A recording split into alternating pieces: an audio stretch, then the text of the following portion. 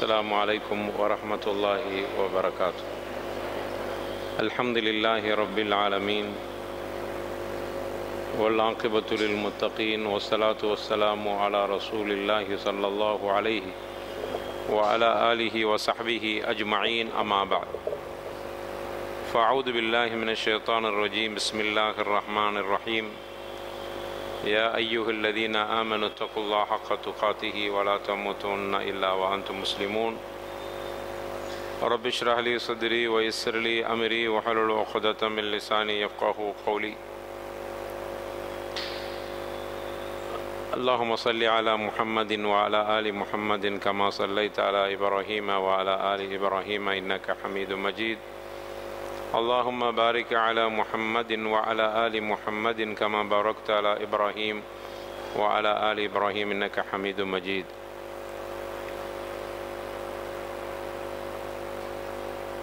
அல்லாஹ்வுடைய பெருங்கிருபையால்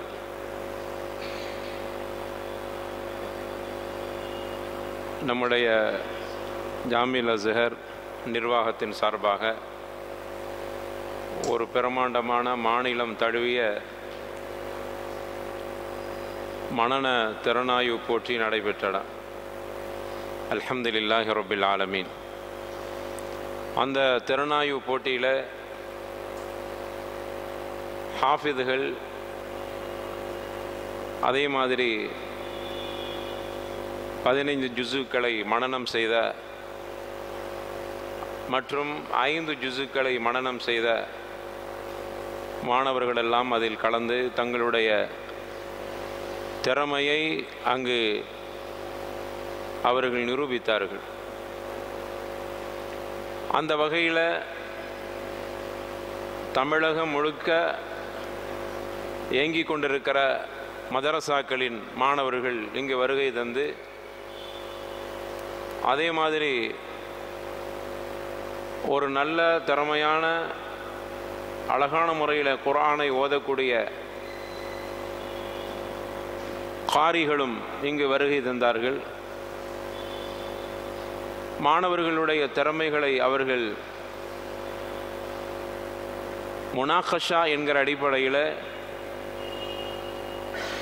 உங்களுடைய பாடங்களை அவர்கள் மிகவும் பரிசோதனை செய்தார்கள். அப்படி செய்து அதில் சிலர் வெற்றி பெற்றார்கள், சிலர் வெற்றி வாய்ப்பை இழந்தார்கள். ஆனால் இது முதல் ஒரு அனுபவம் என்கிற காரணத்தால் நம்முடைய மாணவர்கள் நாம் எதிர்பார்த்த ஒரு வெற்றியை, திறமையை அவர்களிடத்தில் காண முடியவில்லை. உங்களிடத்தில் அப்படியான ஒரு விஷயம் இல்லை என்பது எங்களுக்கு வேதனையான விஷயம் என்று நான் சொல்ல மாட்டேன். மாறாக உங்களை இன்னும் கொஞ்சம் கூடுதல் தரமாக உருவாக்கியிருக்க வேண்டுமே என்கிற படிப்பினை எங்களுக்கு தெரிந்தன. இன்னும் உங்களை உற்சாகப்படுத்த வேண்டுமே என்கிற ஒரு பாடம் நாங்கள் அதன் மூலம் கற்றுக்கொண்டோம். நீங்களும் அதன் மூலம் கற்றுக்கொண்டிருப்பீர்கள். ஏதோ நீங்கள் வெற்றி வாய்ப்பை இழந்ததுனால நீங்கள் திறமை இல்லாதவர்கள் அப்படிங்கிற அர்த்தம் அல்ல.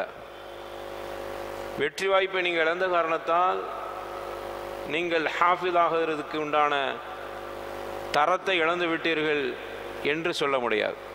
இது முதல் படி, உங்களுடைய முதல் அனுபவமும் கூட. இது இப்படியான ஒரு பிரமாண்டமான மேடை, இப்படி பிரமாண்டமான மக்கள், அதே மாதிரி திறமையான காரிகளுக்கு முன்னால், அதுவும் திறமையாக ஓதக்கூடிய தகுதியை, திறமையை பெற்றிருக்கிற அப்படி உருவாக்கப்பட்ட மாணவர்களுக்கு மத்தியில் நீங்கள் போட்டி. உங்களுக்கு சாதாரண ஒன்றும் தெரியாதவர்களுக்கு மத்தியில் உங்களுக்கு நடைபெறவில்லை போட்டி, திறமையான காரிகளுக்கு மத்தியில் நடைபெற்றன. எனவே அதனால் அதில் கொஞ்சம் உங்களுக்கு சின்ன சருகள், அவ்வளவுதான். இந்த சருகள் கூட நீங்கள் உயர்வதற்கு ஏற்பட்ட சருகளாகத்தான் நாங்கள் நினைக்கிறோம், இன்ஷா அல்லாஹு தஆலா.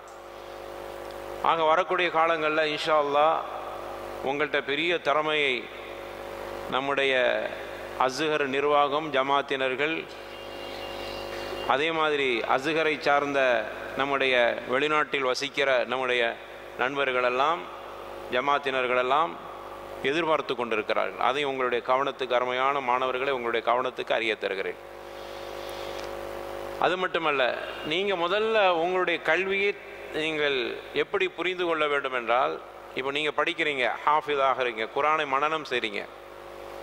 முதல்ல நாம் எதை கற்கிறோமோ அந்த கற்கிற கல்வியின் மீது நமக்கு உயர்ந்த ஒரு பார்வை இருக்க வேண்டும், ஒரு மரியாதை இருக்க வேண்டும். என்ன குரானை மனப்பாடம் பண்ணுறோம் அப்படிங்கிறதில்ல, குரானை மனப்பாடம் செய்கிறோம்.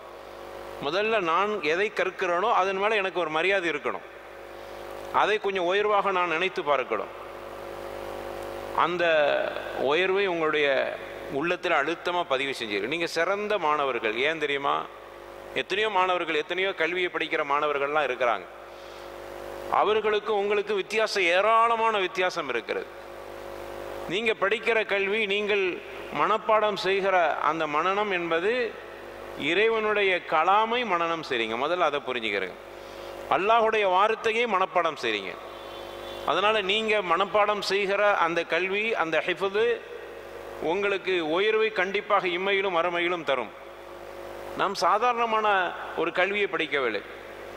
பள்ளிக்கூடங்களில் படித்து கொடுக்கிற கல்விக்கும் மதரசாக்களிலே, குறிப்பாக நமது அஸ்ஹரில் நடக்கிற ஹிஃபுது மதரசாவிலே நீங்கள் கற்கிற கல்விக்கும் வித்தியாசம் இருக்கிறது. நீங்கள் மனனம் செய்வது திருக்குறளை மனனம் செய்யவில்லை. நீங்கள் மனனம் செய்வது கட்டுக்கதைகளை மனனம் செய்யவில்லை. நீங்கள் மனனம் செய்வது கலாமுல்லா, அல்லாஹுடைய வேதத்தை மனனம் செய்றீங்க. முதல்ல அந்த உயர்ந்த எண்ணத்தை உங்களுடைய கல்வில நீங்கள் அழுத்தமாக பதிவு செய்யணும். அப்போ தான் அதன் மேலே நமக்கு ஒரு ஈர்ப்பு ஏற்படும். அந்த கல்வியின் மேல் நமக்கு ஒரு வகையான நாட்டமும் ஒரு வகையான ரஹ்பத் என்று சொல்வார்கள், ஒரு ஆசை ஏற்படும். அப்படியான ஒரு சிந்தனையை முதல்ல உருவாக்கி கொள்ளும். அல்லாஹ் ரப்பல் ஆலமீன் சொல்கிறான், இன்னா நஹ்னு நஸ்ஸல்னா ذிக்ரா வ இன்னா லஹு லஹாஃபிதூன். நாம் இந்த வேதத்தை இறக்கினோம், இந்த வேதத்தை நாமே பாதுகாப்போம் என்று அல்லாஹ் குறிப்பிட்டிருக்கிறான்.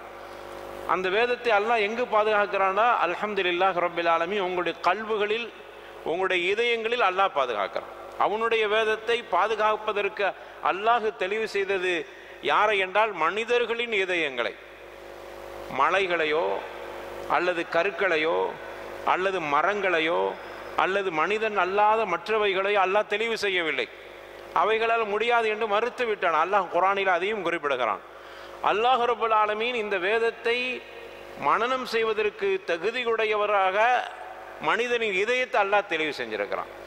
மனிதனின் இதயத்தை தெளிவு செய்திருக்கிறான் என்பதை காட்டிலும் உங்களை அல்லாஹ் தெளிவு செஞ்சிருக்கிறான். உங்களோடு எத்தனையோ மாணவர்கள், உங்களோடு படித்த 1ஆம் வகுப்பு படித்தவங்க, 2வது வகுப்பு படித்தவங்க, 3வது வகுப்பு படித்தவர்கள், 4வது வகுப்பு படித்தவர்கள், இப்படி ஏறிக்கொண்டே போனார்கள். ஆனால் நீங்கள் ஒரு கட்டத்தில் அப்படியே ஹிஃபுது மதரசாக்கு வந்துட்டீங்க. உங்களுக்கு அவர்களுக்கு வித்தியாசம் இருக்கிறது.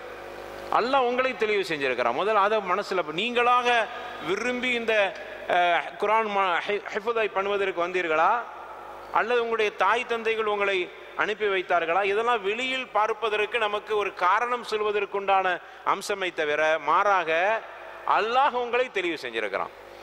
அதனால தான் உங்களோடு படித்த மாணவர்களில், உங்களோட 4ஆம் வகுப்பு படித்தவர்களில் ஒரு 100 பேர் 50 பேர் இருந்தார்கள் என்று சொல்லுங்க. அந்த 50 பேர்களில் நீங்கள் மட்டும் இங்கே வந்து ஹிஃபுது பண்ணுவதற்கு, ஓதுவதற்கு வந்திருக்கிறீங்கன்னு சொன்னால், அந்த 49 பேர் அல்லாஹ் தெளிவு செய்யலை, உங்களை தெளிவு செஞ்சிருக்கிறான். அப்படி சிந்திங்க. இப்போ நாங்கள் மனப்பாடம் செய்கிற, நான் மனனம் செய்கிற இந்த கலாமுல்லா வேதம், அல்லாஹுடைய வேதம், அதை மனனம் செய்வது மூலமாக அல்லாஹ் என்னை உயர்வாக்க போகிறான், என்னை கண்ணியப்படுத்த போகிறான். என் கல்வில் அல்லாஹ் அவனுடைய வேதத்தை பாதுகாக்க போகிறான். இது நல்ல ஒரு விஷயத்துக்காக வேண்டி அல்லாஹ் நம்மளை தெளிவு செஞ்சிருக்கிறான். அப்படி முதல்ல நீங்கள் சிந்தித்து கொள்ளுங்க. குர்ஆனை அல்லாஹ் ரப்பல் ஆலமீன் நம்முடைய கல்வில பதிய செய்கிறான் என்று சொன்னால் நமக்கு பெரிய பாக்கியம். நாம் மிகப்பெரிய நசீப் உள்ளவர்கள். எத்தனையோ பேருக்கு அந்த நசீப் இல்லாமல் போயிடுச்சு. எத்தனையோ மூத்தவர்கள் நமக்கு அப்படி ஒரு நசீப் இல்லாமல் போயிடுச்சே என்று கவலைப்படுகிறார்கள், கண்ணீர் வடிக்கிறார்கள். அப்படி ஒரு நசீபு நமக்கு கிடைக்கவில்லையே என்கிற ஆதங்கப்படுகிறார். ஆனால் உங்களுக்கு அல்லாஹ் அதை கொடுத்திருக்கிறான், அதை கொடுக்க காத்திருக்கிறான், அதற்காக உங்களை தெளிவு செய்திருக்கிறான். அப்படி இருக்கிற பொழுது உங்களுக்கு முதல்ல நாம் படிக்கிற கல்வியின் மீது உயர்ந்த நம்பிக்கை இருந்தால் மட்டும்தான், அதுவும் சாதாரண கல்வி அல்ல, அல்லாஹ்வுடைய வேதம் என்கிற நம்பிக்கை இருந்தால் மட்டும்தான் அல்லாஹ் நமக்கு உதவி புரிவான்.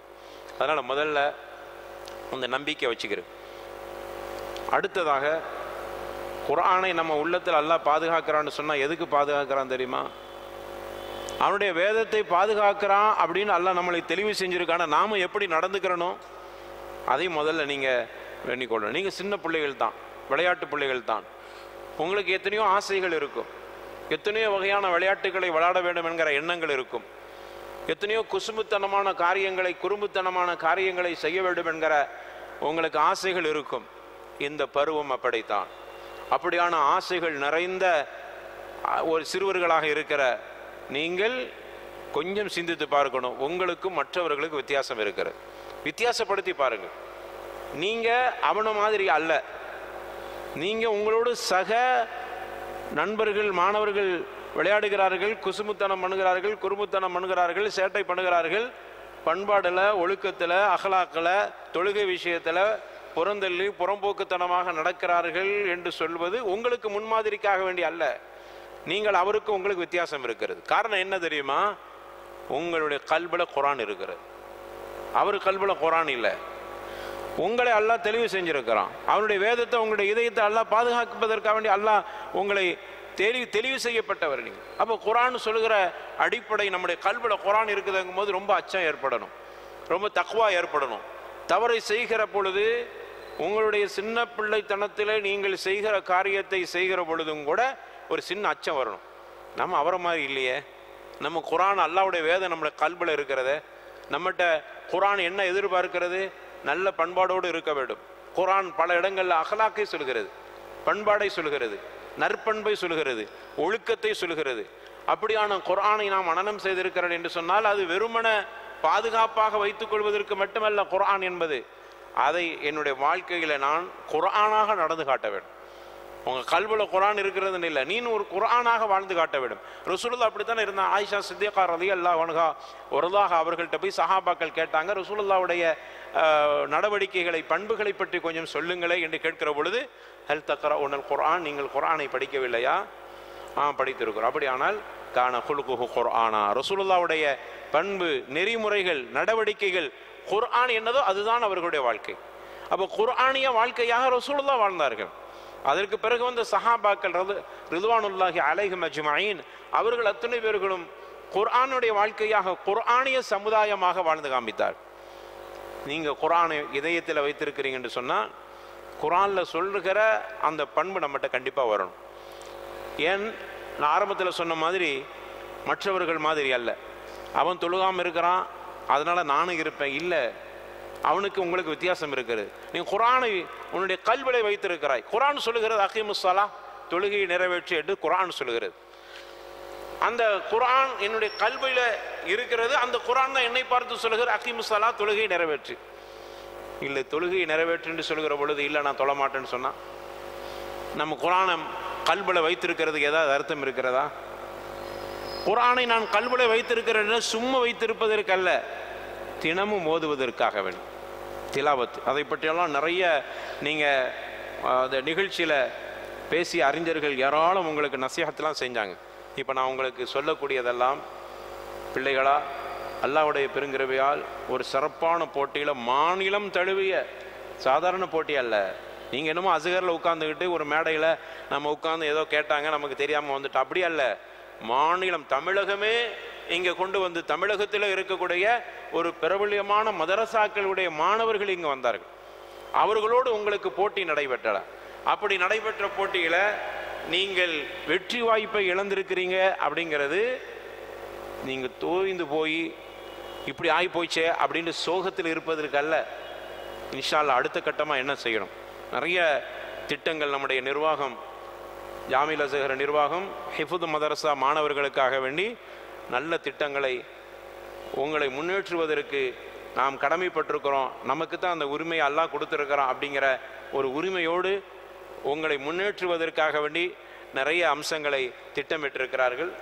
அதில் அழகான ஒரு காரியை அழைத்து கொண்டு வந்து மாஷா அல்லாஹ் அழகான கிராத்தை நீங்களும் ஓதுவதற்குண்டான வாய்ப்பையும் ஒரு தத்ரீபையும் உங்களுக்கு ஒரு பயிற்சியும் கொடுப்பதற்காக வேண்டி அதற்குண்டான ஏற்பாடுகளும் செய்யப்பட்டிருக்கிறது.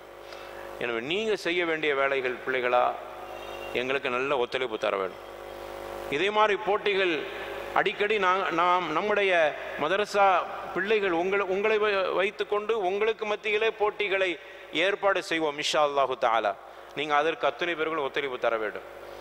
அதே மாதிரி இந்த போட்டியில் நீங்கள் கலந்து என்ன மாதிரியான தவறுகள் நமக்கு நிகழ்ந்தன, எந்த விஷயத்தில் நாம் வெற்றி வாய்ப்பை இழந்தோம் அப்படிங்கிறத போட்டியில் கலந்து கொண்டவர்கள் ஒரு சின்ன ஆய்வுக்கு எடுத்துக்கொள்ளுங்க.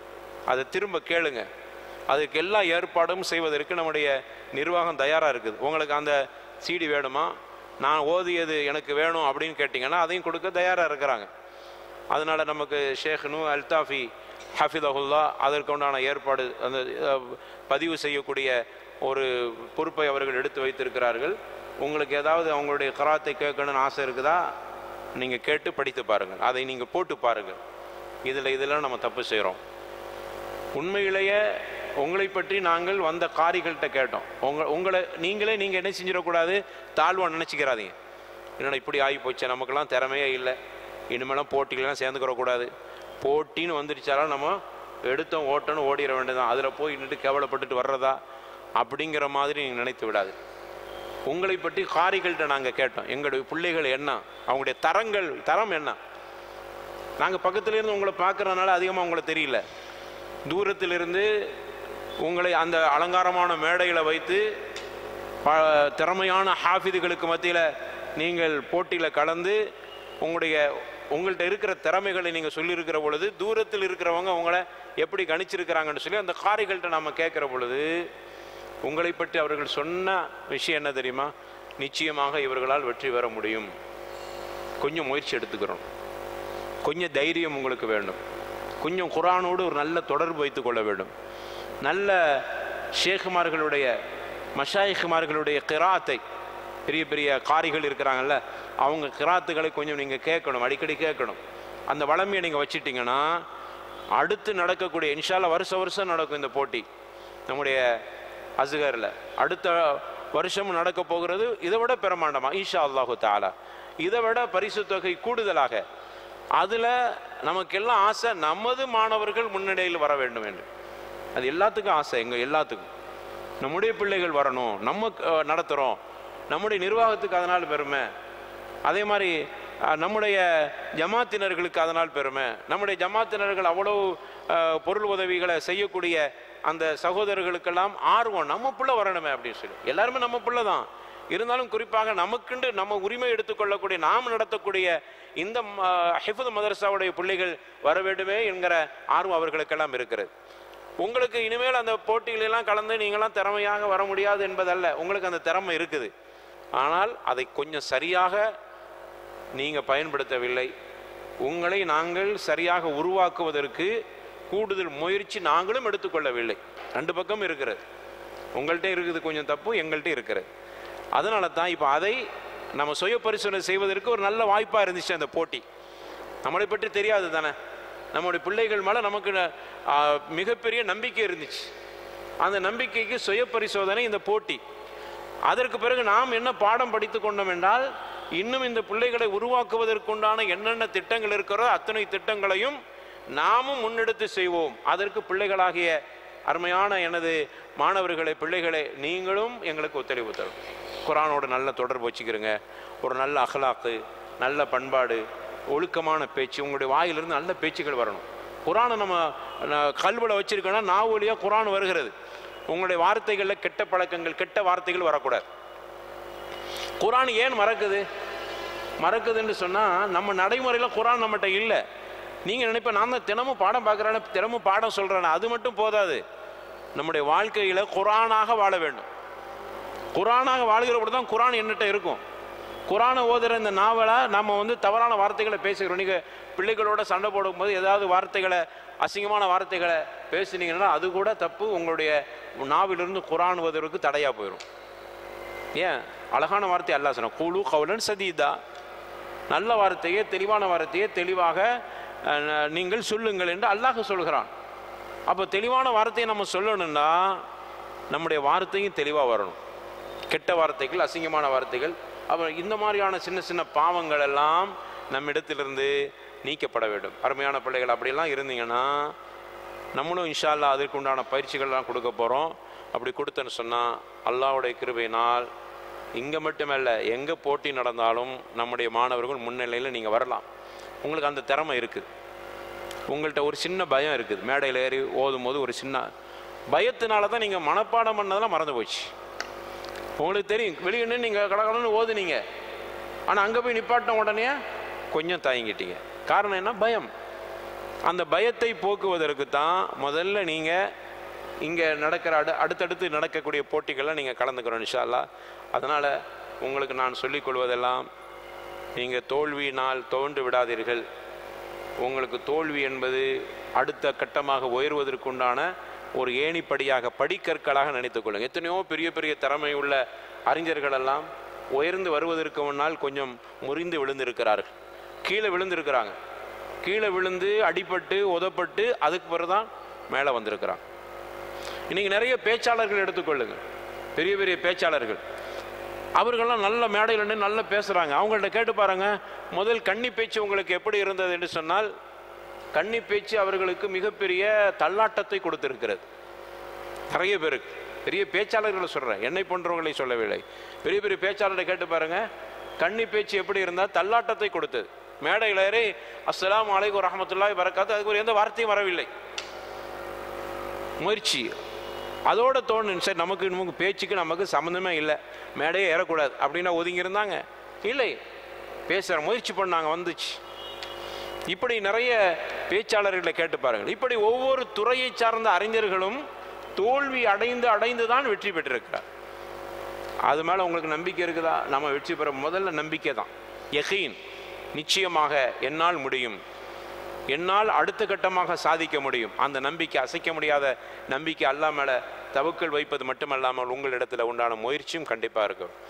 அதே மாதிரி உங்களுடைய பெற்றோர்களுக்கு ஏராளமான ஆசை, நம்ம பிள்ளை வரணும்னு சொல்லி. ஆனால் நம்ம கேள்விப்படுறோம், நம்முடைய பிள்ளைகள் பெற்றோர்களுடைய சொல்ல கேட்கறது இல்லை. அம்மா சொன்னால் கேட்கறது இல்லை, வாப்பா சொன்னால் கேட்கறது இல்லை. வாப்பா அம்மா எதுக்கு ஆசைப்படுறாங்க? உங்களை உருவாக்க வேண்டும் என்று ஆசைப்படுறாங்க. நீங்கள் இந்த மேடைகளை ஏறி குர்ஆனை நீங்கள் ஓதுகிற பொழுது உங்களுடைய பெற்றோர்களுக்கு அந்த துவா கிடைக்கிறது, அந்த பாக்கியம் அவர்களுக்கு கிடைக்கிறது. என் பிள்ளை நல்ல வார்த்தையை சொல்ல மட்டுமல்லாமல் குர்ஆனை நல்ல முறையில் ஓதக்கூடிய பிள்ளையாக இருக்க வேண்டும் என்று ஒவ்வொரு பெற்றோர்கள், உங்களை பெற்றெடுத்த பெற்றோர்கள் எல்லாம் ஆசைப்படுகிறார்கள். அப்போது நம்ம என்ன சொல்கிறது? உம்மா சொல்ல கேட்கறது இல்லை, உம்மா ஓத சொன்னால் நம்ம ஓதுறது இல்லை, உம்மா நல்ல கிராத்தை கேளுங்கப்பான்னு சொன்னால் கேட்கறது இல்லை. நம்ம ஒரு ஏதோ ஒன்று வச்சுட்டு மொபைலை வச்சு விளையாடுறது போகிறது, இந்த மாதிரியான விஷயங்கள் நம்மகிட்ட இருக்குது. அதையெல்லாம் இன்ஷா அல்லாஹ் நீங்கள் தவிர்க்க வேண்டும். அப்போ தான் ஏன் நீங்கள் தோல்வி அடைஞ்சிங்கன்னு சொல்லி கொஞ்சம் சிந்திச்சு பாருங்கள். நான் தோல்வின்னு கூட சொல்ல மாட்டேன், வெற்றி வாய்ப்பை இழந்திருக்கிறீங்க, அவ்வளோதான். வெற்றி வாய்ப்பை நான் ஏன் இழந்தேன் அப்படின்னு நீங்கள் ஒவ்வொருத்தரும் கொஞ்சம் சிந்திச்சு பாருங்கள்.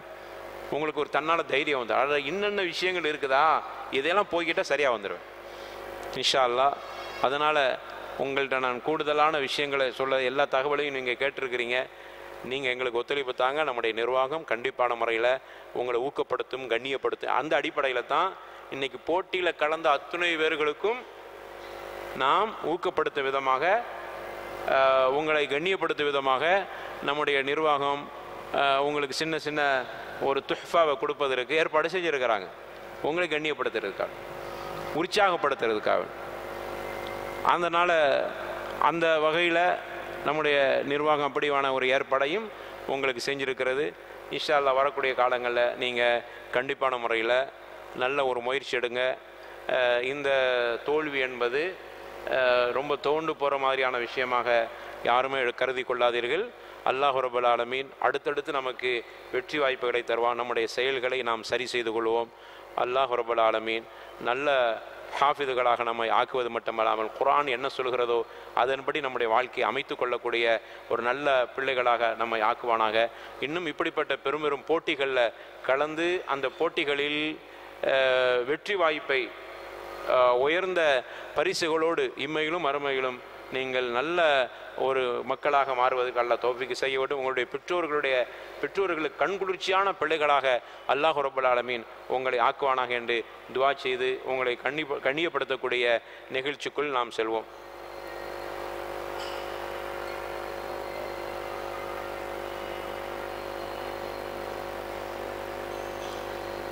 சரி, அடுத்த கட்டமாக உங்களுக்கு அடுத்து என்ன செய்யலாம்ங்கிறத நம்ம கொஞ்சம் விரிவாக இங்கே இஸ்மாயில் காக்கா அவர்கள்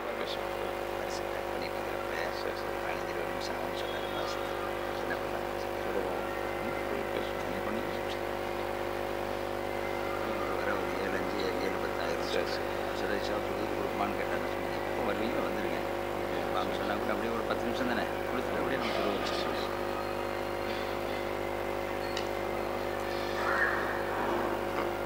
அன்பான பாசத்திற்குரிய எனது அருமை பிள்ளைகளை, நீங்கள் குர்ஆனை மனனம் செய்கிறீர்கள் என்று சொன்னால் அந்த குர்ஆன் நம்மை பார்த்து சில விஷயங்களை நமக்கு சொல்கிறது.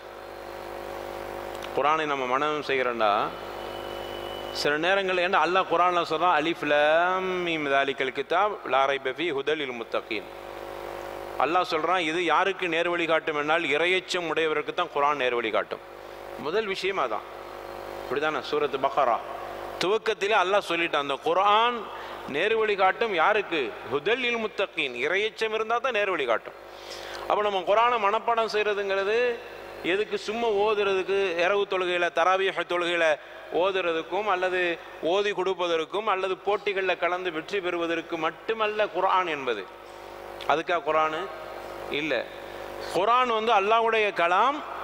அது நேர்வழி காட்டும். யாருக்கு நேர்வழி காட்டும்? இறையச்சம் உடையவருக்கு.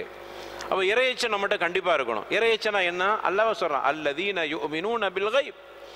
மறைவான விஷயங்களை நம்புவார்கள், அவர்கள் தான் முத்தகீன்கள்.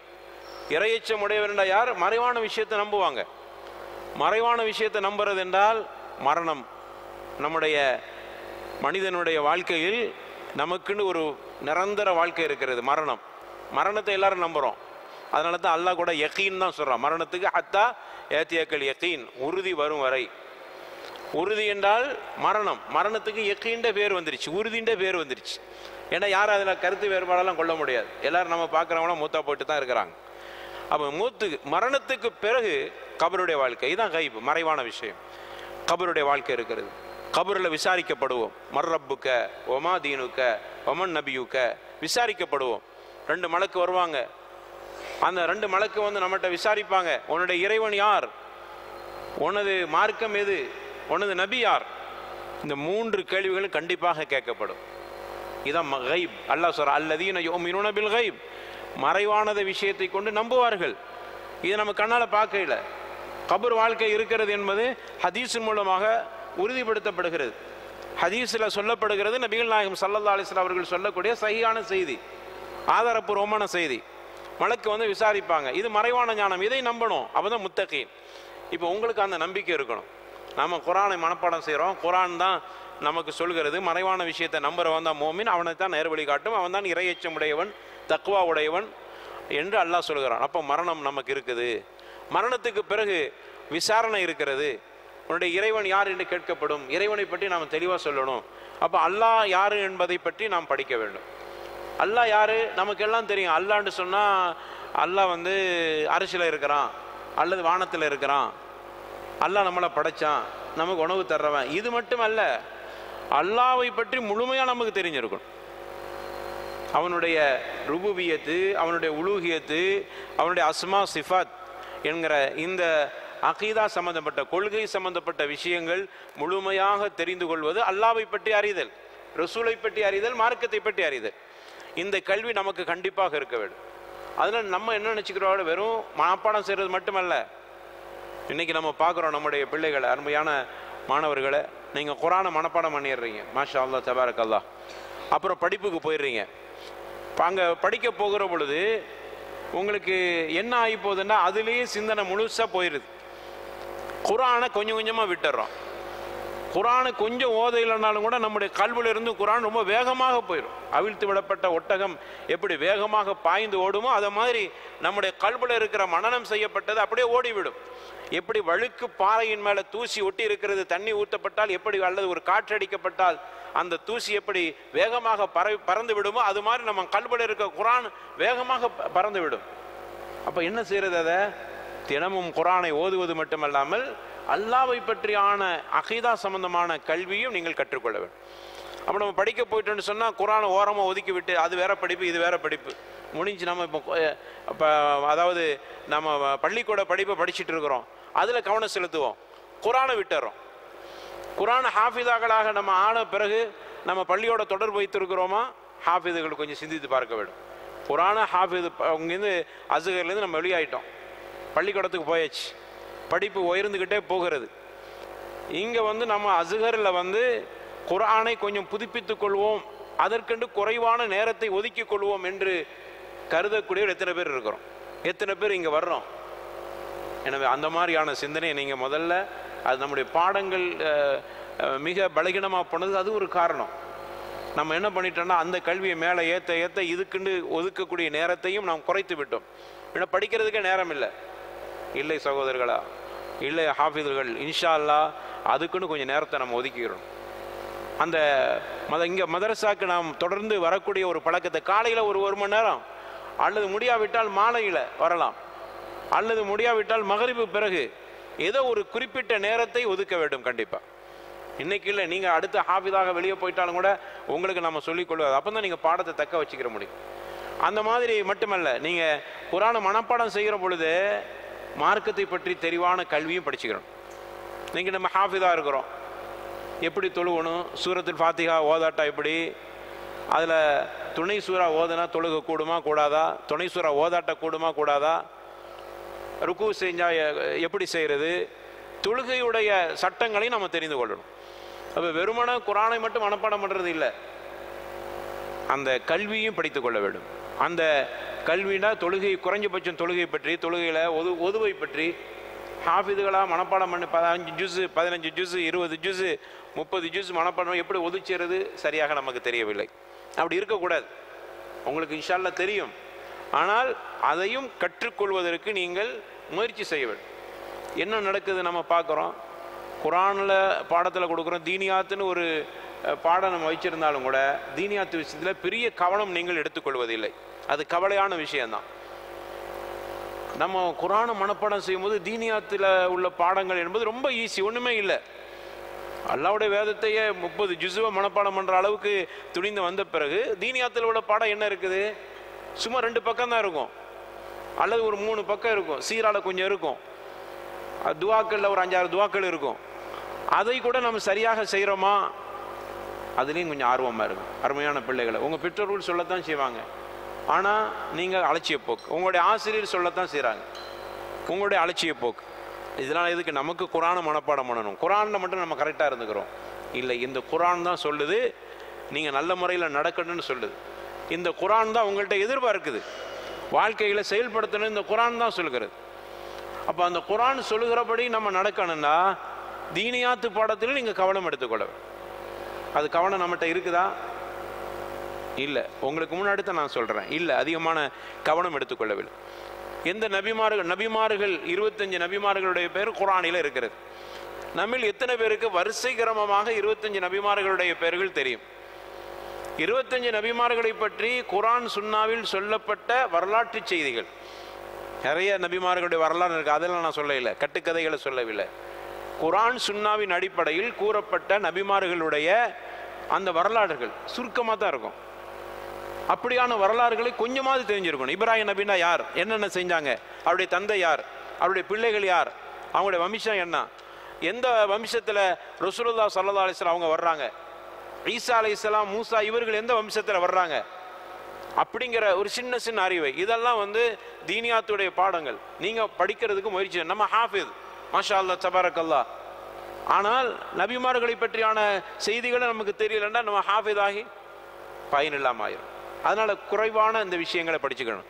ரசூலுல்லாஹ் ஸல்லல்லாஹு அலைஹி வஸல்லம் அவருடைய தாயார், அவருடைய தந்தை, அவருடைய பாட்டனார், அவருடைய முப்பாட்டனார், அவருடைய பிள்ளைகள், அவருடைய மனைவிமார்கள், அவங்க எவ்வளவு நாள் காலம் இருந்தால், மக்காவில் எவ்வளோ காலம், மதீனாவில் எவ்வளோ காலம், எப்போ வஃபாத்தானார்கள், எத்தனை ஆண்டுகள் நபித்துவத்துக்கு பிறகு வாழ்ந்தார்கள், எத்தனை ஆண்டுகள் அவர்கள் பிரச்சாரம் செய்தார்கள், என்னென்ன செய்திகளை சொன்னார்கள், சுருக்கமாக இதை பற்றி நம்ம தெரியறதுக்கு ஆசைப்படும். சஹாபாக்களுடைய சிறு சிறு சஹாபாக்களுடைய வரலாறுகள் பெரிய அளவில் இல்லாட்டாலும் அந்த வரலாற்று செய்திகளையும் நம்ம படித்துக் கொள்ளணும். புரியுதா பிள்ளைகளா? இதெல்லாம் குர்ஆன் ஹாஃபிஸ் ஆகக்கூடிய உங்களுக்கு இந்த செய்திகள்லாம் கண்டிப்பாக இது ஈஸி, உங்களுக்கு லேஸ், ஒன்றுமே இல்லை. குர்ஆனை இம்மா தண்டி குர்ஆனை மனப்பாடம் பண்ணும்போது இப்படி போல இருக்கிறத உங்களால் மனப்பாடம் பண்ண முடியாதா? இவ்வளோ பெரிய குர்ஆனே மனப்பாடம். அல்லாஹ்வுடைய பெரிய பரக்கத்து, குர்ஆனுடைய பெரிய பரக்கத். கல்புல குர்ஆன் ஏற்றப்பட்டு விட்டால் உங்களுக்கு நல்ல மனன சக்தி அல்லாஹ் கொடுத்துட்றான், நல்ல மனன சக்தியை கொடுத்துட்றான், ஞாபக சக்தி. லேசாக அப்படி பார்த்தீங்கன்னா மனப்பாடம். ஆனால் உங்களுடைய சுழி பெரட்டு, உங்களுடைய சேட்டத்தனம், குசுமுத்தனம், குறும்புத்தனம் இவைகளை படிக்க விடாமல் தடுக்கும். உங்களை நான் திட்டையில் என்னுடைய பிள்ளைகளாக நினைத்து சொல்கிறேன். ஏன்னா நீங்கள் ஹாஃபிஸ், அதுவும் சாதாரணமானதில்லை. எத்தனையோ மதரசாக்கள் ஹாஃபிஸ்ன்னு போகிறாங்க, தராவி தொழுக மட்டும் கடன்னு ஓதிட்டு போகிறது, அப்படி அல்ல. குர்ஆனை சிந்தித்து அஃபலா யததப்பரூனல் குர்ஆன், குர்ஆன் நம்ம பார்த்து கேட்குது, இந்த குர்ஆனை சிந்திக்கக்கூடாதுன்னு கேட்குது. சிந்திக்கக்கூடாதுன்னு என்னங்க அர்த்தம்? இந்த செய்திகள்லாம் படிக்கணும்னு அர்த்தம். அதனால் இவைகளிலும் நீங்கள் கவனம் எடுத்துக்கணும். நம்ம குர்ஆனை மட்டும்தானே மனப்பாடம், அது மட்டும் இல்லை, நல்ல புத்தகங்களை படிக்கணும். உங்கள் பிராயத்தில், உங்களுடைய வயசில், உங்களுடைய தகுதிக்கு ஏற்றாற் போல் சின்ன சின்ன புத்தகங்களை நீங்கள் படிக்கிறதுக்கு ஆர்வப்படணும். அப்போ தான் தகவலை தெரிஞ்சுக்கிற முடியும். இங்கே தீனியாத்துக்குன்னு உஸ்தாத் இருப்பாங்க, ஆசிரியர் இருப்பாங்க, அவங்களுக்கு தீனியாத்தை பற்றி கொஞ்சம் கொஞ்சம் அவங்களுக்கு மார்க்க ரீதியான விஷயங்களை சொல்லி தருவாங்க. அதுவல்ல, நீங்கள் தனியாக படிக்கணும், ஆர்வப்பட்டு இந்த புத்தகங்கள். அல்லது உங்களுக்கு தெரியலன்னா உம்மாட்ட கேட்கலாம், உம்மா நான் என்ன புத்தகத்தை இப்போ படித்தா தகுதி? கொஞ்சம் ஒன்றும் இல்லை, நீங்கள் புத்தகம் படிக்கிறது ரொம்ப ஈஸி, உங்களுக்கு சிரமமே இல்லைன்னு சொல்லப்போலாம். தினமும் ஒரு பக்கம் படிங்க. முதல்ல ஒரு புத்தகத்தை முதல்ல எடுத்துக்கிறங்க, சின்ன புத்தகங்கள், உங்களுக்கு தகுதியான புத்தகங்கள். கொள்கை சம்பந்தமான புத்தகத்தை முதல்ல எடுத்துக்கிறங்க. கொள்கை கோட்பாடுன்னு கூட உங்களுக்கு அந்த கொடுத்தாங்கல்ல, உங்களை கண்ணியப்படுத்தும் முகமாக புத்தகம் கொடுத்தாங்க பார்த்தீங்களா? அதில் நீங்கள் ஏதாவது படித்து பார்த்தீங்களா? என்ன புத்தகங்கிறதாவது பார்த்தீங்களா? அது எல்லாமே முக்கியமான புத்தகங்கள். உங்களுக்கு தேவைப்படக்கூடிய விஷயங்களை சொல்லக்கூடிய புத்தகங்களை தெளிவு செய்து நாங்கள் கொடுத்தோம் உங்களுக்கு. ஏன் தெரியுமா? நீங்கள் படிக்கணும். கொள்கை கோட்பாடு, அதில் அல்லாவை பற்றி முதல்ல நான் சொன்னேன், அல்லாவை பற்றியான கல்வி நமக்கு கண்டிப்பாக தேவை. அது கபரில் கேட்குற கேள்வி. நீங்கள் நம்ம மையத்தாயே அடக்கிட்டு வந்துடுவோம், வந்த பிறகு மலக்கு கேட்பாங்க, உன்னுடைய இறைவன் யாருன்னு கேட்பான். இப்போ இருக்கும் போதே இறைவன் யாருன்னு நான் ஒழுங்காக படித்து அதன்படி அமல் செய்து கொண்டால் ரப்புல் ஆலமீன் நாட்டத்தின் அடிப்படையில் இன்ஷா அல்லாஹ் உங்களுடைய லிசானில், உங்களுடைய நாக்குக்கு அல்லாஹ் ஒரு தஸ்பீத்தை கொடுத்துருவான், உறுதியை கொடுத்துருவான். ரப்புக்கான்னு கேட்டோடனே நீங்கள் கரெக்டாக சொல்ல முடியும். ஏன் தெரியுமா? உலகத்தில் வாழ்கிற பொழுது படித்தீங்க, அதன்படி வாழ்ந்து காட்டினீங்க. அல்லாஹ் யாருன்னு படிக்காமல் உட்காந்துட்டு கபரில் அல்லாஹ் யாருன்னு கேட்கிற பொழுது பதில் சொல்ல முடியாவிட்டால் எவ்வளோ பெரிய கஷ்டம். இங்கே மாதிரி அடுத்த ஒரு எக்ஸாம் வைப்பாங்க, அப்படிலாம் இல்லை, ஒரே கட்டம்தான். அல்லது இங்கே மாதிரி ஏதாவது சிஃபாரிசு, அதுவும் இல்லை. யாராவது இறக்கப்படுவோம், அதுவும் இல்லை. யாரும் உதவி செய்ய முடியாது. கபரில் நாம் தடுமாறி விட்டால் அந்த பயம் நமக்கு எப்பவும் இருக்கணும். புரியுதா பிள்ளைகளா? அல்லாஹ்வுடைய பயம். அதனால் உங்களுக்கு கொடுக்கப்பட்ட புத்தகங்களை கண்டிப்பாக நீங்கள் படிக்கணும் இன்ஷா அல்லாஹ். கொள்கை கோட்பாடு அப்படின்னு ஒரு புத்தகம் கொடுத்தோம், அதை முதல்ல எடுங்க. மற்ற புத்தகத்தை நீங்கள் இப்போ படிக்க வேணாம், அதை முதல்ல எடுத்துக்க. தினமும் முடிந்த அளவுக்கு ஒரு அரை மணி நேரம், உங்களுக்கு ஓய்வு நேரம்னு நிறைய இல்லாவிட்டாலும் கூட கிடைக்கிற அந்த ஓய்வு நேரத்தில் முதல் பக்கத்தை படியுங்கள். அதுக்கு அடுத்த நாள் கொஞ்சம் கொஞ்சமாக வேணால் கூட்டிகிட்டு வாங்க. அல்லது முதல் பக்கத்தில் ஒரு பகுதியை முதல்ல படிங்க. இன்றைக்கி இவ்வளோதான் படித்தாச்சு, கையில் ஒரு பென்சில் வச்சுக்கிறேங்க. உங்களுக்கு முக்கியமான பாயிண்ட் மாதிரி தெரிஞ்சால் அதை அப்படியே அதில் ஒரு அடையாளம் இட்டு கொள்ளுங்க. இப்படி படிக்கக்கூடிய பழக்கத்தை இப்பொழுதே உருவாக்கி கொள்ளுங்க. இது உங்களுக்கு மார்க்கத்தை பற்றியான அறிவை கொடுப்பதில்லை, பொது அறிவை மட்டும் கொடுப்பதுன்னு இல்லை. உங்களுக்கு நாளடைவில் நீங்கள் ஓரளவு மார்க்கத்தையும் தெளிவாக தெரிந்து கொள்வீர்கள். படிக்கிற ஆசையை பிற்காலத்தில் உங்களுக்கு உருவாக்கிவிடும்.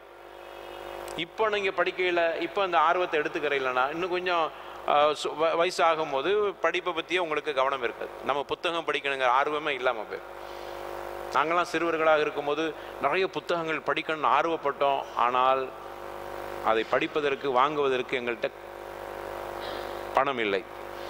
ஒவ்வொரு நூலகமாக போவோம். அங்கங்கே பள்ளிவாசலில் இருந்த இடங்கள் மாலை நேரங்களில் அங்கே இருக்கக்கூடிய புத்தகத்தை படிப்போம். அங்கே உள்ள நிர்வாகிகள்கிட்ட இதை நான் படிச்சுட்டு கொண்டு வரேன்னு சொல்லி வாங்கிட்டு போய் இரவல் வாங்கிட்டு போய் படிப்போம். அப்படிலாம் இல்லை. அல்லாஹ்வுடைய கிருபையினால் எல்லா வீடுகள்லையும் பரக்கத்தா அல்ஹம்துலில்லாஹ் புத்தகங்கள்லாம் வாங்குகிற அளவுக்கு உண்டான தகுதிகளும் இருக்குது, புத்தகங்களும் இருக்குது. யார் திருப்பி பார்க்குறா? அதனால் இன்ஷா அல்லாஹ் உங்களுக்கு அன்பளிப்பு வழங்கப்பட்ட அந்த புத்தகத்தை இன்ஷா அல்லாஹ் நீங்கள் படிப்பீங்களா? நான் அடுத்து கேட்பேன், கொள்கை கோட்பாடில் எத்தனை பக்கம் படிச்சுக்கீங்க தம்பின்னு கேட்கும்போது சொல்லணும். நீங்கள் மிக விரைவில் சொல்லணும். என்கிட்ட அந்த புத்தகத்தை படித்து முடிச்சுட்டா அடுத்து எந்த புத்தகத்தை படிக்கணும் அப்படின்னு நீ கேட்கணும். யார் கேட்குறான்னு பார்ப்போம்.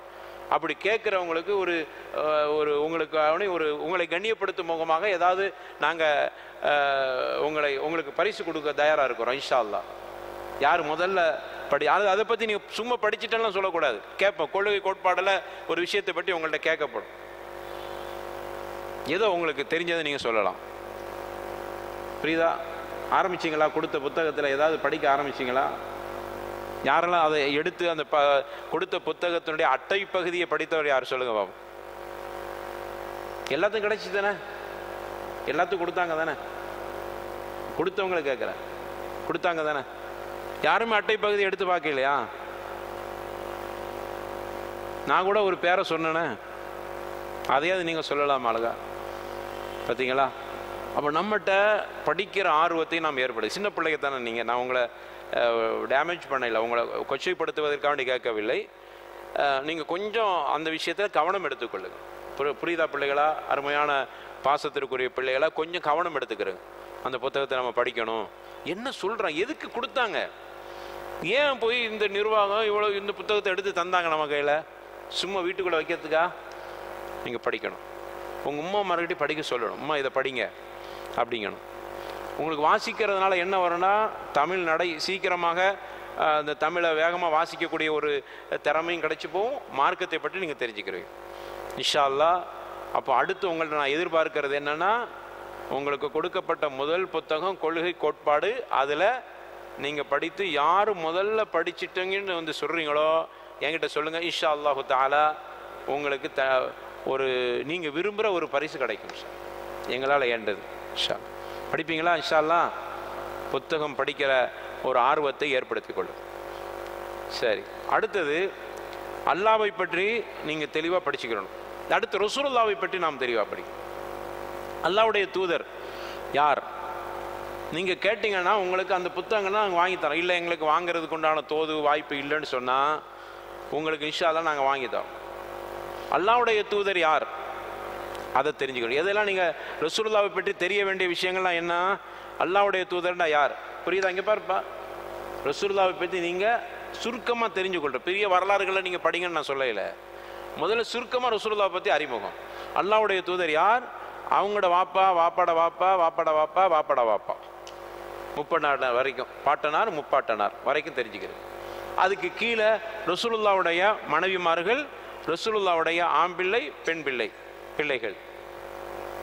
அடுத்தது ரசூலுல்லாஹ்வுடைய வாழ்க்கையில் நடந்த முக்கிய நிகழ்வுகள். மதீனா வாழ்க்கை எவ்வளவு காலம், மக்கா வாழ்க்கை எவ்வளவு காலம், மதீனா வாழ்க்கை எவ்வளவு காலம், எப்போ போர்கள், ஒரு சின்ன சின்ன போர்கள்லாம் நடந்துச்சுல, அந்த போர்கள்லாம் என்ன முக்கியமான போர்கள். உஹது போர் எப்போ நடந்துச்சு, ஹிஜ்ரி எத்தனையில், பத்ர் போர், இதெல்லாம் நம்ம வந்து இங்கே கூட கஸவாத்துகளை பற்றி நம்ம வியாழக்கிழமை வகுப்பில் நீங்கள் வரலாற்றை தான் உங்களுக்கு சொல்லிகிட்டு இருக்கோம். ஏன்னா முக்கியமாக ஒரு சமுதாயம் வரலாறை தெரியாத சமுதாயம், அந்த சமுதாயத்துக்கு தெரியாமல் போயிடுச்சுன்னா அந்த சமுதாயம் அழிவை நோக்கி போய் கொண்டு இருக்கிறது. நம்முடைய வரலாறை நாம் தெரிந்து கொள்ள வேண்டும். நம்முடைய இஸ்லாம் எந்த அளவுக்கு உயர்ந்த மார்க்கம் என்பதை வரலாற்றின் மூலமாகத்தான் நாம் தெரிந்து கொள்ள முடியும். அதனால் அந்த போர்கள், உஹது போர் எப்போ நடந்துச்சு, பத்ர் போர் எப்போ நடந்துச்சு, தபூக் போர் எப்போ நடந்துச்சு, அப்படிங்கிற மாதிரி முக்கியமான போர்கள் இப்படியான தாரிஃபாத்துகளை ரசூலுல்லாஹ்வை பற்றியான வரலாறுகளை நாம் தெரிந்து, சஹாபாக்களுடைய சீராக வரலாறு, முடிந்த நபிமார்களுடைய வரலாறு. அடுத்தது நீங்கள் படிக்க வேண்டிய முக்கியமான அம்சம் என்னன்னா மார்க்க சட்டம். மார்க்க சட்டத்தில் நிறைய உட்பிரிவுகளாக இருக்குது. அதெல்லாம் நான் சொல்கிறேன். அடிப்படை மார்க்க சட்டம், ஒரு பொது முறையை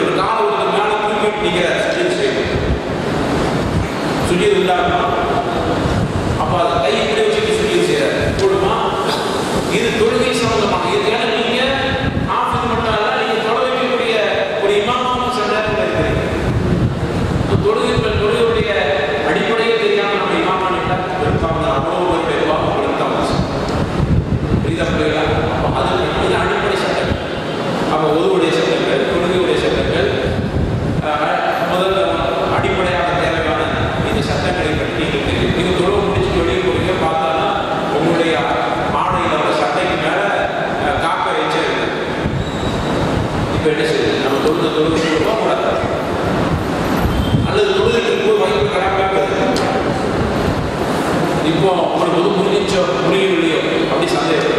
இப்போ இதன் அடிப்படை இதெல்லாம் ஏற்படுறதில்ல. ஏதோ ஒரு சாப்பிட்ட உணவினுடைய ஒவ்வாமை திடீர்னு கல்வாவும் தற்போது கட்டிடும் வயது இப்போ எனக்கு எது புரிஞ்சிச்சோ புரியலையோன்னு சந்தேகம்.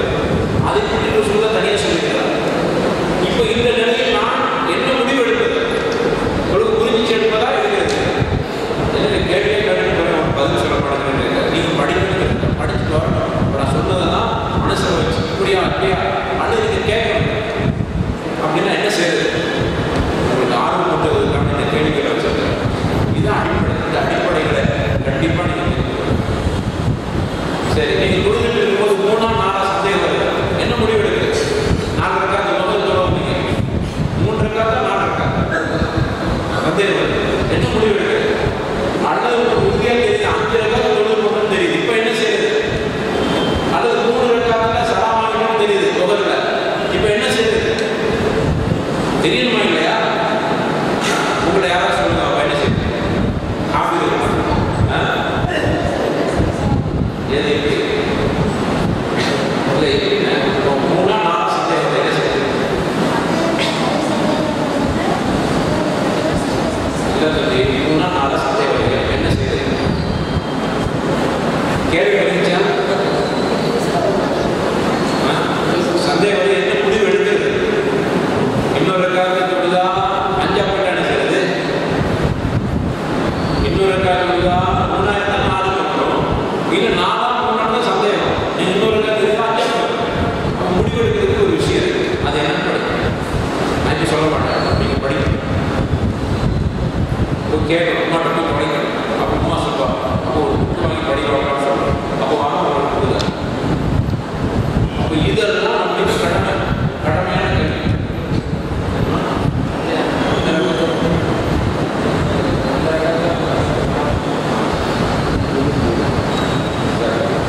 அப்போ அதுக்கு உண்டான ஏன்னா நீங்க இமாமா நீங்க போறீங்க புரியுதா? ரமதான் நீங்க தான் போகிறீங்க. இதெல்லாம் தெரியுமா இல்லையா? சரி. அப்போ இது அப்புறம் அதே மாதிரி அத்தஹியா எது வரைக்கும் முதல் அத்தஹியா முதல் அத்தஹியா 4 ரக்காத்துனா 2வது அத்தஹியா இருக்குமா இல்லையா? அதுதான் முதல் அத்தஹியா. அந்த அத்தஹியா எது வரைக்கும் ஓதுறது? கடைசி அத்தஹியாத்துல எதெல்லாம் ஓதுறது தெரியுமா இல்லையா? இதெல்லாம் அடிப்படை என்னமோ நம்ம புராணம் பண்ணி போறதில்லை. இந்த சட்டத்தில் நம்ம நம்ம வேலையில் ஒரு நஜஸ் பண்ணிச்சுன்னா அப்போ அந்த வேலையை கொடுத்து தொழுவது விஷயம் கிடையாது.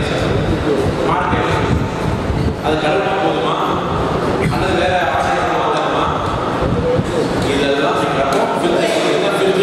இதுக்கு எனக்கு மார்க்க சட்டங்கள் இதை பற்றி நீங்கள் இந்த அடிப்படையில் அடுத்தது முக்கியமாக அதிக முக்கியமாக அஹ்லா நற்பண்பு. நற்பண்புனா என்ன? ஒரு ஆட்டை எப்படி பேசுறது, பெரியவங்களுக்கு எப்படி நடக்கிறது, அது ரொம்ப சுத்த மோசம். இன்னைக்கு பெரியவங்களுக்கு மரியாதை, கற்றுக் கொடுக்கக்கூடியவங்களுக்கு மரியாதை, ஆசிரியருக்கு மரியாதை, கையில் அண்டவன் உங்களில் சிறந்தவர்களுக்கு கற்றுக் கொடுப்பவரை உங்களுக்கு சிறந்தவர். குரானை பிறருக்கு கற்றுக் கொடுப்பவரை உங்களில் சிறந்தவர். ரசூலுல்லாஹி ஸல்லல்லாஹு அலைஹி வஸல்லம் அவர்கள் குறிப்பிட்டார். இப்போ பெரியவங்களுக்கு மரியாதை இன்னைக்கு அந்த மரியாதைலாம் பார்க்குறது முன்னாடி தான் சொன்ன பெரியவங்க சொன்னால் கேட்பாங்க, பெரியவங்களுக்கு கொஞ்சம் பயப்படுவாங்க. ஆனால் இன்னைக்கு பெரியவங்களை மரியாதை கொடுப்பது இல்லை. அப்படிதானே? பெரியவங்க இருக்கும்போது நம்ம எப்படி இருக்கணும் அதுக்கு முறை இருக்குது.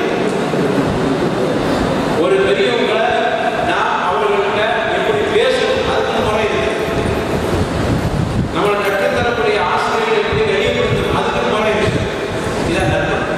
சக மாணவர்கள் எப்படி நடந்து கொள்ளணும் அதுக்கு முறை இருக்குது. பிள்ளைகள்கிட்ட எப்படி பேசிக்கிறது அதுக்கு முறை இருக்குது.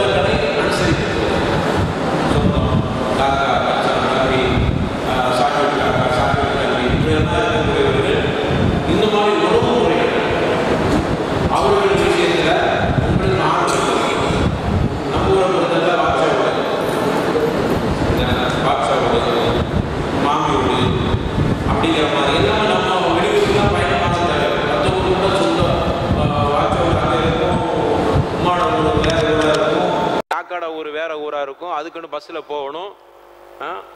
ஆனால் நம்ம ஊரில் அப்படி அல்ல, எல்லாமே அங்கங்க மிஞ்சி போனால் ஒரு 2 தெருவு தாண்டி இருக்கும். அப்போ நாம் அந்த மாதிரியான விஷயங்களிலும் இதுதான் நற்பண்பு என்பது. குடும்பத்தார் சொந்தக்காரங்களோட ஒட்டி அனுசரித்து போகிறது. நம்ம வாப்பாவும் அம்மாவும் பேசாமல் கூட இருந்திருக்கலாம், அதை பற்றி நீங்கள் கவலைப்படாதீங்க, அது உங்களுக்கு தேவையும் இல்லை.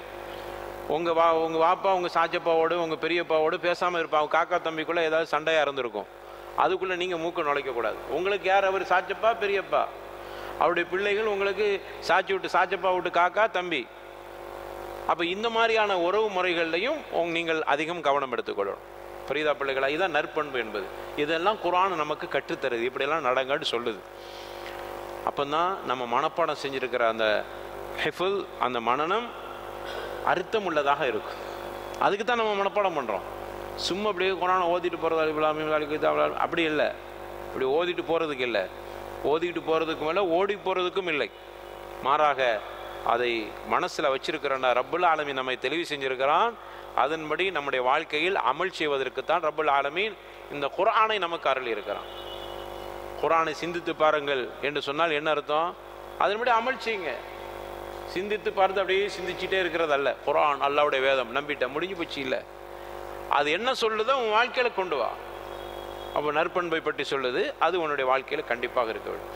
அப்போ இது சம்பந்தமான ஒரு இல்மு, ஒரு கல்வி கண்டிப்பாக நம்மகிட்ட இருக்கணும்.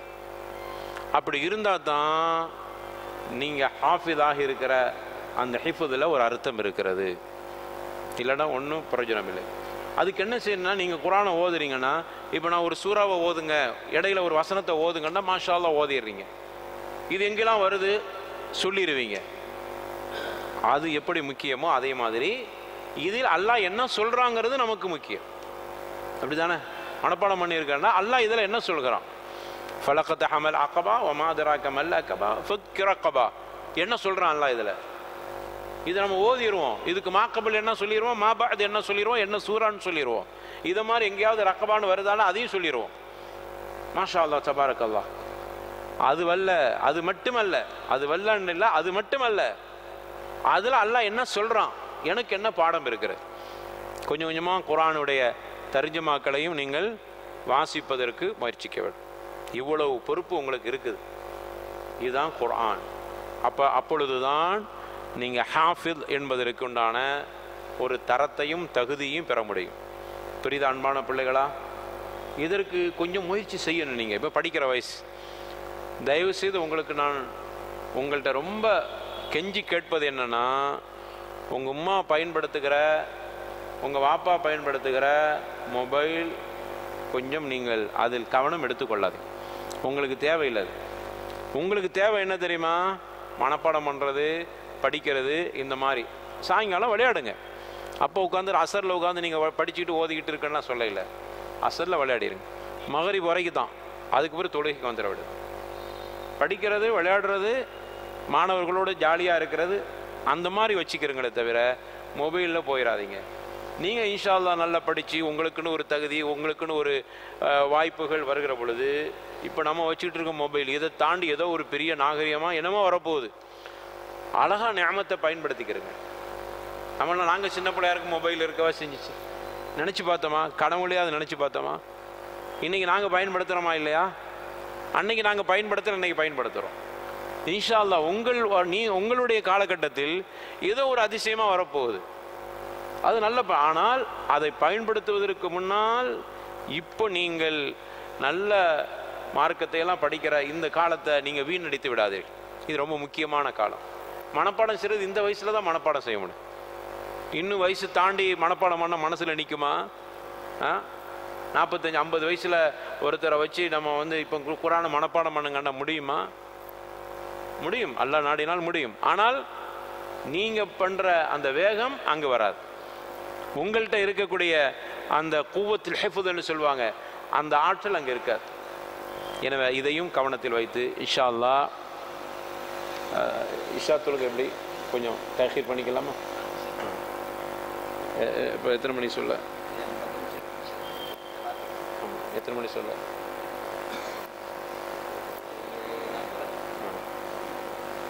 7:40 இஷா ஜமாத்து நடைபெறும் இன்ஷா அல்லாஹ்.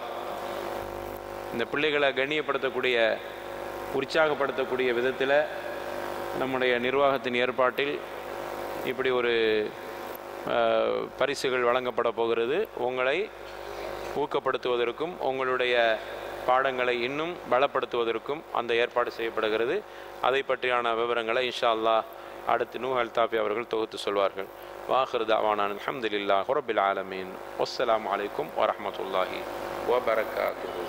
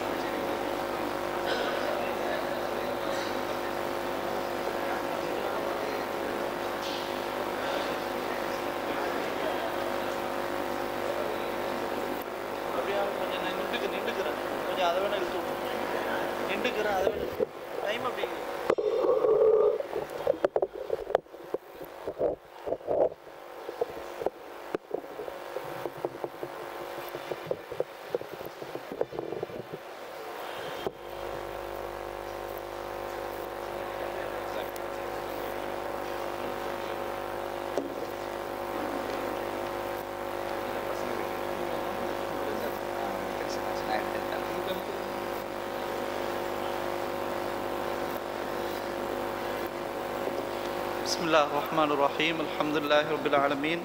வல்-ஆகிபத்து லில்-முத்தகீன். வஸ்ஸலாத்து வஸ்ஸலாமு அலா அஷ்ரஃபில் அன்பியாஇ வல் முர்சலீன் வ அலா ஆலிஹி வ ஸஹ்பிஹி அஜ்மஈன். அம்மா பஅத். அன்பிற்குரிய சகோதரர்களே, பெரியோர்களே, மாணவர்களே, அல்லாஹ்வினுடைய பெரும் கிருபையால் கடந்த சனி ஞாயிறு 2 நாட்களில் நடைபெற்ற மாநிலம் தழுவிய மாபெரும் திருக்குர்ஆன் மனன திறனாய்வு ஒரு போட்டி நம்முடைய பள்ளிவாசல் வைத்து நடைபெற்றது. அல்ஹம்துலில்லாஹ். அதில் பல மதரசாக்களிலிருந்து பல ஊர்களிலிருந்து மாநிலம் அளவில் மக்கள் எல்லோரும் வருகை தந்தார்கள். அல்ஹம்துலில்லாஹ். இது ஒரு மிகப்பெரிய ஒரு போட்டி என்றுதான் சொல்ல முடியும். காரணம், குர்ஆன் சுன்னா பின்பற்றக்கூடிய வட்டாரத்தில் இது போன்ற போட்டிகள் மிக குறைந்த நிலையில்தான் காணப்படுகின்றது. எனவே அது நமக்கு ஒரு, அதாவது நம்முடைய ஜமாத்தில் இதற்கும் ஒரு மக்களுக்கு ஒரு முன்மாதிரியாக இன்ஷா அல்லாஹ் இருக்கும். எனவே நம்முடைய போட்டிக்கு பிறகு பல ஊர்களில், குறிப்பாக நாகர்கோவில் ஜாமியத்துல் ஃபிர்தௌசியாவாக இருக்கட்டும், திண்டுக்கல் உள்ள மதரசாக்களாக இருக்கட்டும், எல்லா இடங்களிலும் இன்ஷா அல்லாஹ் நாமும் காயல்பட்டணத்தில் அல்ஜாமியுல் அஸ்ஹர் நடைபெற்றதை போன்று நாமும் ஒரு போட்டி நடத்த வேண்டும் என்று அவர்கள் என்ன செய்திருக்கிறார்கள், திட்டமிட்டிருக்கிறார்கள். அதில் பல ஆசிரியர்கள் சேர்ந்து ஆலோசனைகளும் செய்திருக்கிறார். இதுலேயும் நமக்கு ஒன்று சொன்னால், நம்முடைய பள்ளிவாசலில் இதுலேயும் ஒரு முன்மாதிரியாக இருக்கிறது என்பதை நாம் இந்த நேரத்தில் பதிவு செய்து கொள்கிறோம். அடுத்ததாக, நம்முடைய பிள்ளைகள், நம்முடைய மதரசத்துல் அஸ்ஹர் மதரசாவில் உள்ள பிள்ளைகள் ஏறத்தாழ 11 பேர்கள் கலந்து கொண்டார்கள். அல்ஹம்துலில்லாஹ். உண்மையிலேயே வரவேற்கத்தக்கது. எனவே அவர்களுக்கு ஊக்கமளிப்பதற்காக சில பரிசுகள் நம்முடைய ஜமாத் மூலமாக வழங்க இருக்கிறோம். உண்மையிலே நம்முடைய பிள்ளைகள் நல்ல முறையில் இந்த போட்டியை சந்தித்தார்கள், அழகான முறையில் பதில்களை கூறினார்கள். என்றாலும் பிள்ளைகளுக்கு நாம் சொல்ல வேண்டிய ஒரு சின்ன அறிவுரை என்னவென்றால், மஜீத் ஆலிம் அவர்கள் நிறைய விஷயங்களை சொல்லிவிட்டார்கள். எனவே பிள்ளைகளுக்கு நாம் சொல்லக்கூடிய ஒரு அறிவுரைகள் அவர்கள் நிச்சயமாக இதை கவனிக்கணும். என்னன்னு சொன்னால், நம்ம ஓதும்போது எழுத்து உச்சரிப்பு ரொம்ப தெளிவாக இருக்கணும். அப்படியே புட்டு புட்டுன்னு வைக்கணும்னு சொல்லுவோமா இல்லையா? டவுட்டே வரக்கூடாது. கேட்குறவங்களுக்கு இவன் எப்படி சொன்னா அப்படின்ற ஒரு சந்தேகமே என்ன செய்யக்கூடாது, வராத அளவுக்கு ரொம்ப தெளிவான உச்சரிப்பு. அதை நம்ம இப்போமே பழகிக்கிடணும். இப்போ நம்ம பழகி அது மாதிரி ஓதுனாதான் கடைசி வரைக்கும் நம்ம அப்படியே இருக்கும். ரெண்டாவது, நமக்கு சந்தேகம் வரக்கூடாது. எது நமக்கு ஹிஃபுது மனப்பாடம் இருக்குதோ அதை அப்படியே என்ன செஞ்சிட வேண்டியதான், குப்பித்து விட வேண்டியதுதான். இல்லை சில பிள்ளைகள் பார்க்குறோம் அப்படியே ஒரு மாதிரியா 2 நிலையில் அப்படியே சொல்கிற மாதிரி. இவன் வந்து ஃபத்தஹவை சொன்னானா அல்லது கசரவை சொன்னானா அப்படின்னு தெரியாத மாதிரி, புரியுதா இல்லையா? ஜபரு சேரு இந்த மாதிரி எதோ சொன்னான்னு தெரியாத அளவுக்கு அப்படி என்ன செய்யக்கூடாது, ஓதக்கூடாது. ஓதுறத தெளிவாக என்ன செஞ்சிட வேண்டியதான், ஓதிட வேண்டியது. இது ரொம்ப நீங்கள் கவனிக்க வேண்டிய ஒரு விஷயம். அடுத்தது மாணவர்கள் கவனிக்க வேண்டிய 2வது விஷயம் என்னன்னு சொன்னால் தஜ்வீத். அதான் ரொம்ப ரொம்ப முக்கியம். இன்னைக்கு வந்து மாஷா அல்லாஹ் மக்தபு பிள்ளைகளும் கூட தஜ்வீது பாடங்கள்லாம் படிக்க ஆரம்பிச்சிட்டாங்க. குரானை பார்த்து ஓதுறாங்களா இல்லையா? அவர்களும் கூட தஜ்வீதுடைய சட்டங்கள் எல்லாம் படிக்க ஆரம்பிச்சிட்டாங்க. இப்போ நம்ம அதையும் தாண்டி குரானை மனனம் செய்யக்கூடிய ஒரு நிலைமையில் இருக்கும்போது தஜ்வீது சட்டம் வந்து ரொம்ப ரொம்ப முக்கியம்.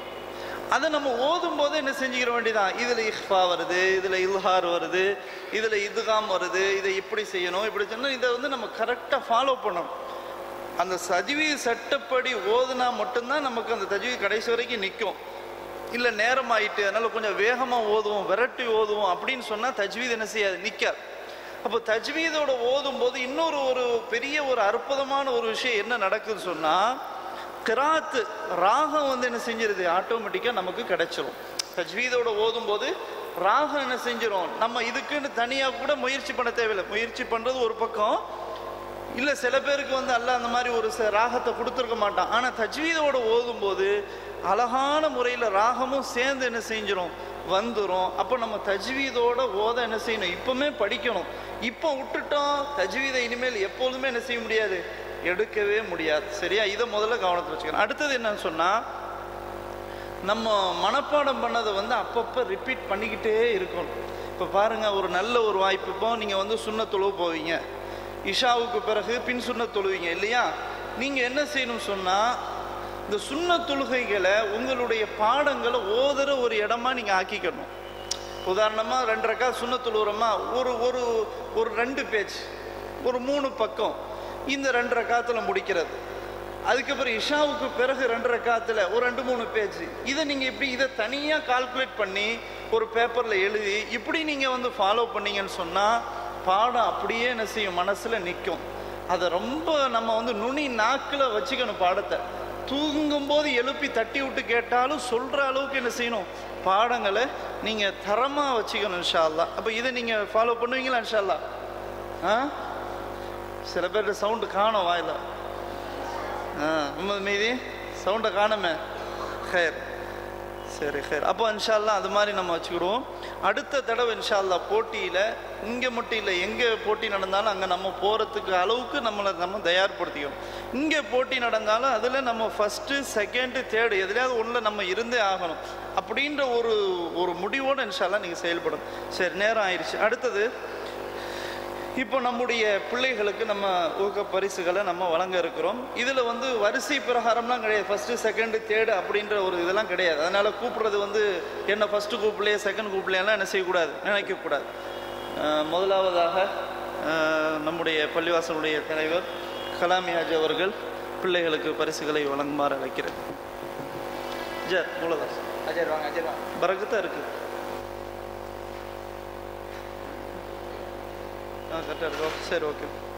சரி, முதலாவதாக தம்பி சீக்கிரம் வந்துடுங்க. எஸ்இ முஃபீத் நம்முடைய மசாலா தான் ஓதுறாரு, 5 ஜூஸு பிரிவில் இருக்கிறார்.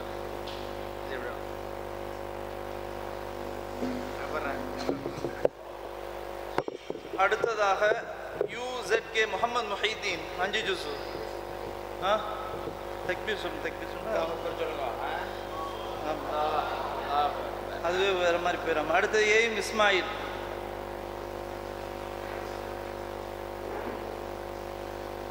எல்லாம் இங்கே பார்க்கணுமா? அங்கே லைட்டாக பார்த்துங்க. 5 ஜூஸு. இப்போ எல்லாம் அறிவிக்கிறப்பல 5 ஜூஸ். அல்லாஹ் அக்பர் மட்டும் சொல்லிக்கோங்க.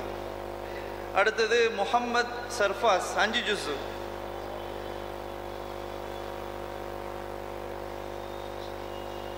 அடுத்தது SA ஃபர்ஹான் 15 ஜூஸு. இன்ஷா அல்லாஹ் அடுத்த தடவை எல்லாம் முன்னாடி வந்து நிற்கணும். AM ரசீன் அடுத்தது 15 juice. MS ரசீனுங்க. MS Anas Ismail 15 juice. அடுத்தது FA முஹம்மது ஹுசைன் 15 ஜுஸு. அல்லாஹ். அடுத்ததாக ஜஸாக்கல்லாஹ் ஹைர். அடுத்ததாக நம்முடைய பள்ளிவாசல் ஹத்தீப் அப்துல் மஜீத் மஹ்தரி ஆலிம் அவர்கள் பரிசுகளை வழங்குவார். வாங்க. இன்ஷா அல்லாஹ். முரீது கொடுத்துட்டோம். அடுத்தது என்ன எது முடிஞ்சு? அஹ்மத் அம்மார். அஹ்மத் அம்மார் 30 ஜுஸு.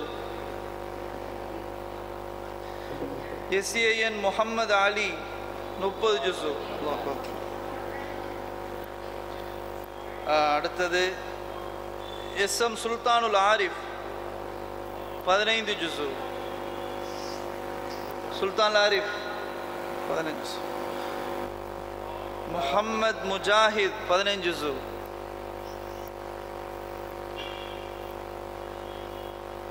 சதகத்துல்லா மக்கி வரலையா?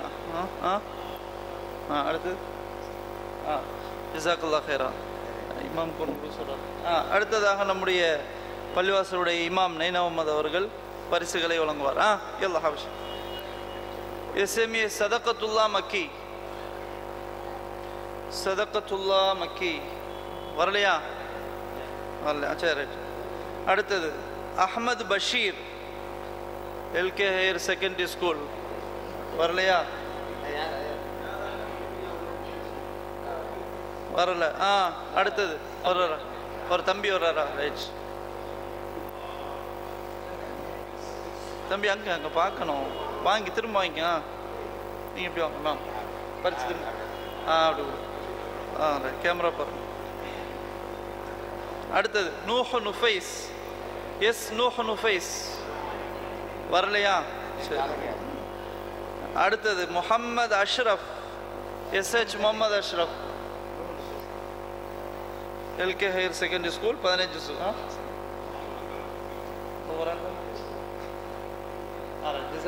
அடுத்ததாக நம்முடைய பள்ளிவாசனுடைய பொருளாளர் ஹசன் அக்கா அவர்கள் சில பரிசுகளை வழங்குமாறு மாணவர்களுக்கும் அடுத்தது உஸ்தாதுகளுக்கு. உஸ்தாதுங்க இல்லையா? ரைட். ஓகே.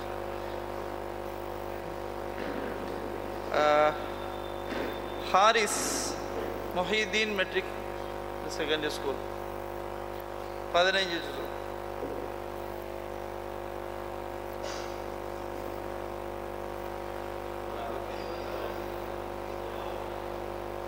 அடுத்ததாக நம்முடைய ஹிஃபுல் ஆசிரியர்களில் ஒருவரான ரசீன் அவர்கள், ஹாஃபிஸ் ரசீன் அவர்களுக்கு நம்முடைய பள்ளி பொருளாளர் ஹசனாக்கா அவர்கள் வழங்குவார்.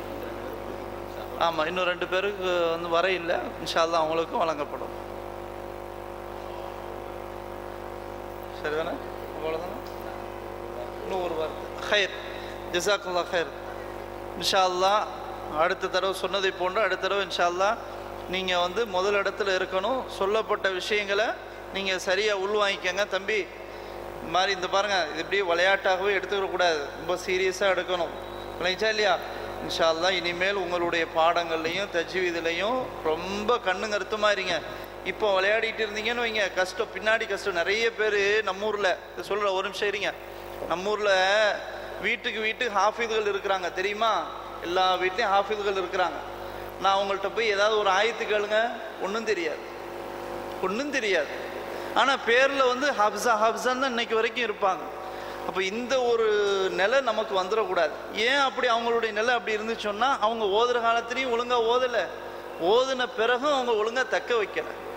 இன்னைக்கு நம்ம இதுலேயும் என்ன பிரச்சனைன்னு சொன்னால், ஸ்கூலுக்கு போயிடுறாங்க. இங்கே இது முடிச்சு ஸ்கூலுக்கு போயிடுறாங்களா இல்லையா? போனதோடு சரி குரானை மூடிடுறது.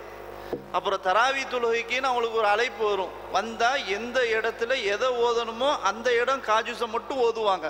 தப்பி தவறி அந்த காஜூஸை வேற எவனாவது அந்த இடத்துல தொழு வச்சுட்டு அடுத்தது தொழு வைக்க விட்டா முடிஞ்சு போச்சு. அந்த நிலைமையில தான் இன்னைக்கு நம்முடைய பெரும்பாலும் ஹாஃபிகளுடைய நிலைமை இருக்குது. அதனால வந்து தராவிகளில் தொழு வைக்கக்கூடிய ஒரு காஜூஸ் ஓதக்கூடிய ஹாஃபிலாக நம்ம என்ன செய்யக்கூடாது, இருக்கக்கூடாது. எப்போ எந்த நேரத்தில் என்ன ஜுஸு என்ன சூறா ஓத கேட்டாலும் தொலை வைக்க சொன்னாலும் என்ன செய்யணும், தொலை வைக்கணும். அந்த மாதிரி நீங்கள் இன்ஷா அல்லாஹ் உருவாவீங்களா? இன்ஷா அல்லாஹ். அல்லாஹ் போதுமானவன். அல்லாஹ் சுப்ஹானஹு தஆலா உங்களுடைய அந்த ஹைஃபுல்லை இன்னும் மென்மேலும் அதிகமாக அல்லாஹ் ரப்புல் ஆலமீனுடைய உள்ளங்களில் பதிவாக்கி அதன்படி உங்களுடைய வாழ்க்கையில் செயலோடியும் கொடுப்பதற்கும் அல்லாஹ் ரப்புல் ஆலமீன் தௌஃபீக் செய்வானாக என்று கூறி இத்தோடு இந்த நிகழ்ச்சியை நிறைவு செய்கிறோம். ஆகிர் தாவான் அல்ஹம்துலில்லாஹி ரப்பில் ஆலமீன். சுப்ஹானக அல்லாஹும்ம பிஹம்திக அஷ்ஹது அல்லா இலாஹா இல்லா அன்த அஸ்தக்ஃபிருக வ அத்தூபு இலைக்.